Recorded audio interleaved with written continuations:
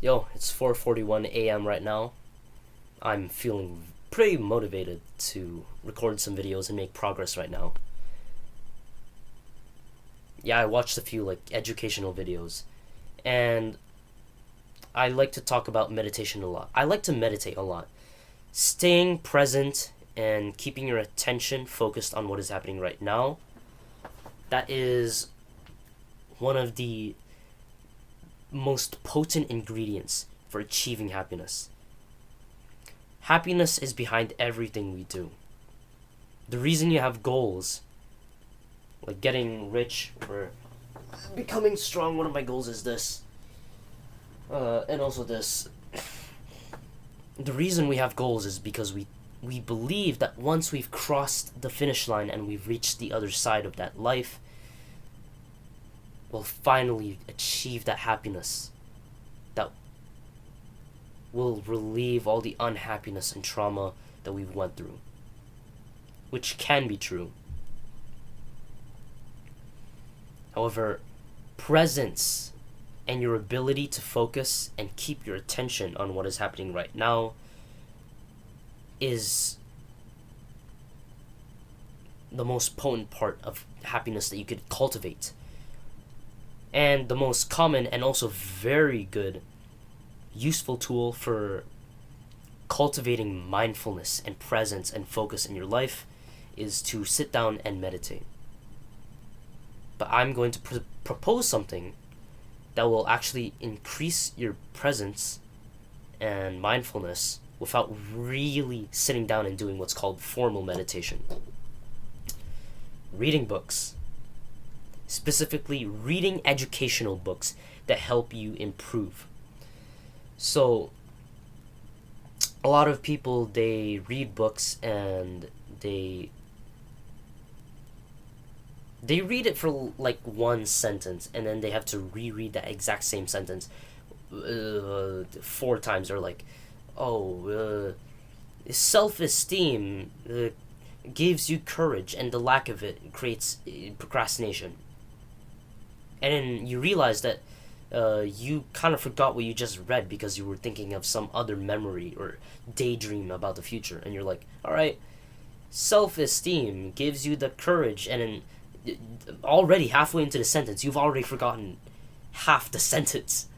So you just go back. Self-esteem gives you I'm putting the book down. I don't want to read. You get so bored and you're just so not good at focusing. Now, of course, the best way to do this: meditation, keto diet, sleep, fasting, exercise, taking care of your body, cold exposure, but mainly meditation. But reading books already is a form of meditation. I have an e-reader right here. It's called Kubo or Kobo by Rakuten, the company.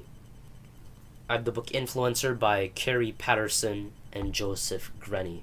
And in here, it's an educational book. It's a self-improvement book where it gives you advice on how to improve your life and to improve any skill you want in life. In here specifically, it's on influencing other people and motivating them to change their behaviors.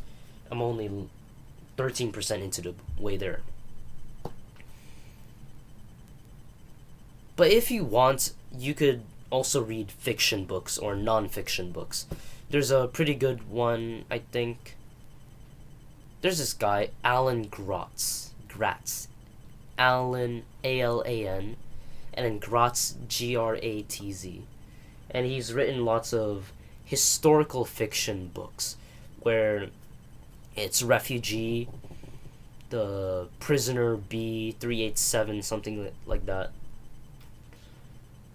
My class in school actually did that. We read one of his books. And reading any book is actually quite a feat for the average person nowadays because they've been frying their dopamine circuits and their attention spans just scrolling every day. I don't think anybody scrolls like this. They just scroll like that. and they just scroll every day. They eat junk food that messes up their brain. They have like chronic sleep deprivation that they choose to have, and they choose not to fix their chronic sleep deprivation.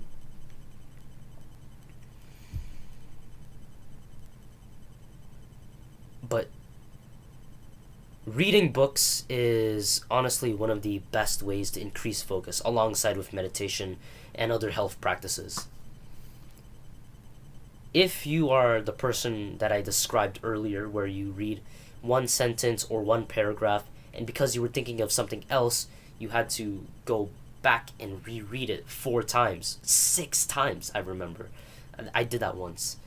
And you just reread it. It's so boring, and you hate it. Just keep exposing yourself to it. Just keep forcing yourself to read. Read specifically educational books. So just search up books about how to have better relationships, books about how to have better social skills, books about how to change your habits, beat addiction, for example. All just search that up on Google, whatever topic you're interested in, and it will give you educational books.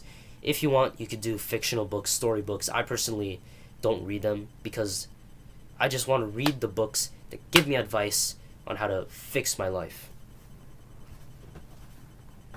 So yeah, if you feel like you're the person who just gets so bored of it and can't even focus, well, I can't focus anyways. How books aren't gonna help me focus, so I'll just throw it to the side and go back to scrolling, which destroys my attention span even further. I'll give you an analogy that will help you to really understand this. I remember when I first started getting into calisthenics and working out and doing pull-ups. And I remember I used to do pull-ups on the pull-up bar. After 5 reps or so, I went down and I looked down at my hands, and I see that it's bleeding, and it genuinely hurt.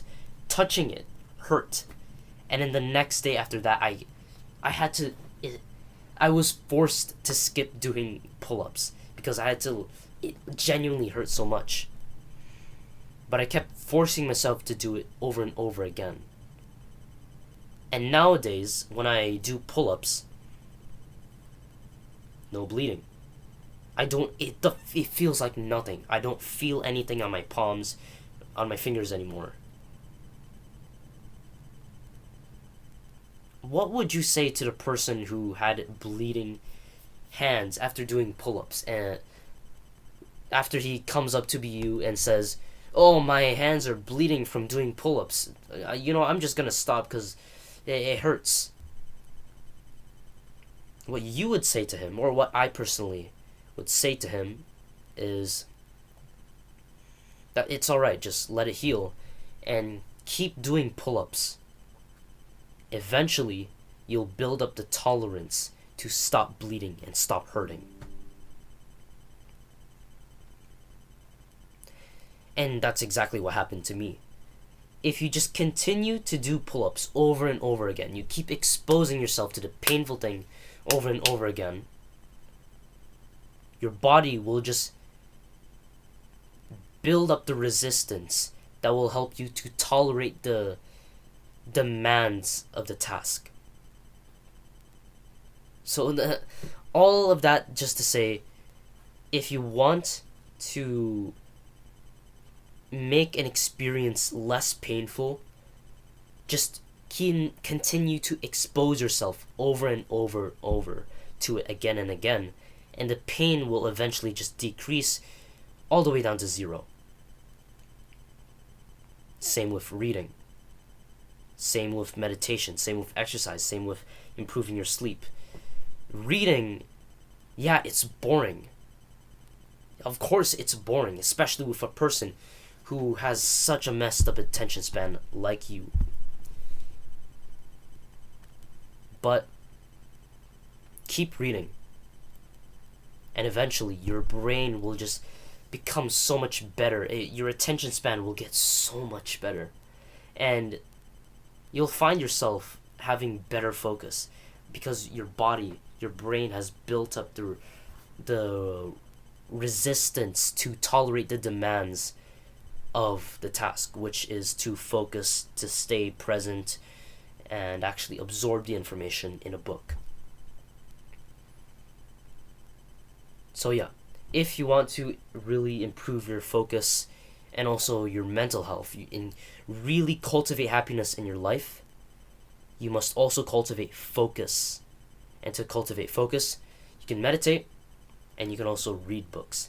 Reading books is so overpowered, especially educational books.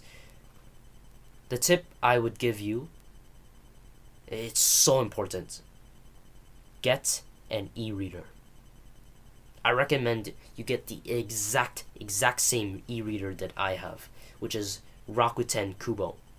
And basically, you can just download PDFs or EPUBs, files of books, ebooks, and just put it into the e-reader.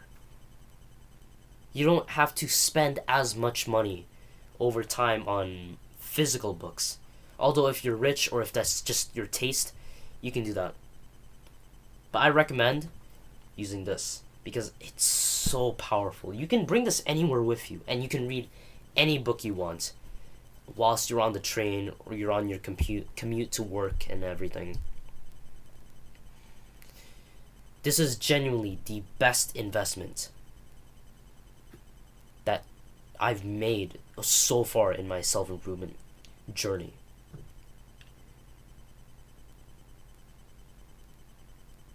Yeah, that's the last tip I'll leave you on.